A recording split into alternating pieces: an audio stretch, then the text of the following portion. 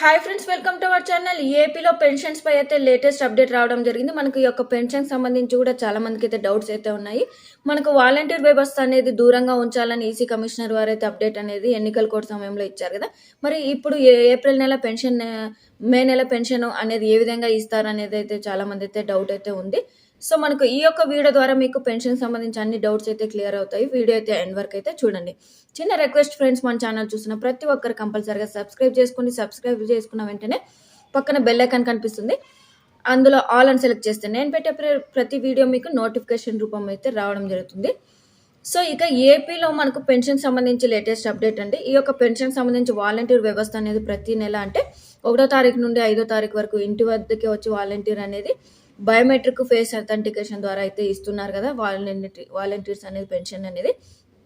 So ఇప్పుడు మనకు EC వారు అయితే వాలంటీర్ వ్యవస్థ దూరంగా ఉంచాలి ఈ యొక్క ఎలక్షన్ టైంలో అనేది అయితే చెప్పారు కదా. మరి ఏప్రిల్ నెల పెన్షన్, మే నెల పెన్షన్ ఎలా ఇస్తారనేది చూసుకున్నట్టయితే, సో యథావిధిగా అంటే పెన్షన్ వాలంటీర్సే వచ్చి ఇస్తారు కాబట్టి వాలంటీర్సే ఇప్పుడు కూడా ఇస్తారండి. అదేవిధంగా మొబైల్ కూడా మనకు మొబైల్ యాప్ ద్వారా ఇస్తారా లేదా అనేది కూడా డౌట్ అయితే ఉండింది.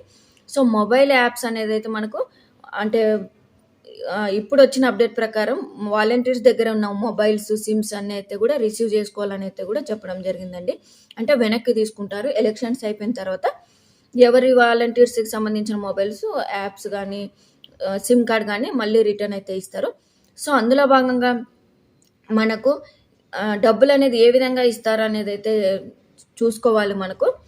సో మనకు లిస్ట్ వైజ్గా అంటే ప్రతి నెల లిస్ట్ అనేది ఇస్తూ ఉంటారు కదా. ఆ లిస్ట్ ప్రకారం డైరెక్ట్గా మాన్యువల్గా అంటే ఒక స్లిప్ అంటే ఒక పేపర్ రూపంలోనే ఎవరికైతే అర్హులు ఉంటారో వారికి యథావిధిగా లాస్ట్ అంటే మార్చు, ఫిబ్రవరి, జనవరిలో ఇచ్చింటారు కదా.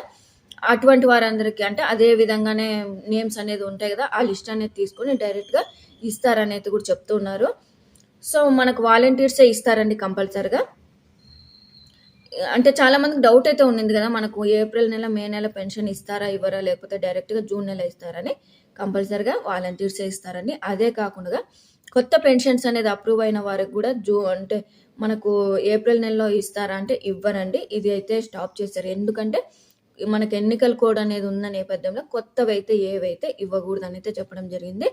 సో అటువంటి వారందరికీ మనకు జూన్ నెల ఇచ్చే అవకాశం అయితే ఉంది. ఎందుకంటే అంటే జూన్ కూడా కాదండి, మనకు జూలై నెలలో అయితే ఉంటుంది. ఎందుకంటే మనకు జూన్లోన రిజల్ట్ అనేది అంటే ఎన్నికలు రిజల్ట్ అనేది వచ్చేసి అంటే ప్రమాణ స్వీకారం అనేది జూన్ 4వ తారీఖు, 6వ తారీఖు అనేది తీసుకుంటారు కాబట్టి ఇక జూలైలోనే అయితే వెయిట్ చేయాలండి.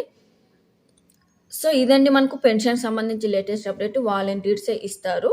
మీ యొక్క క్లస్టర్ సంబంధించి ఎటువంటి భయపడాల్సిన అవసరం అయితే లేదు.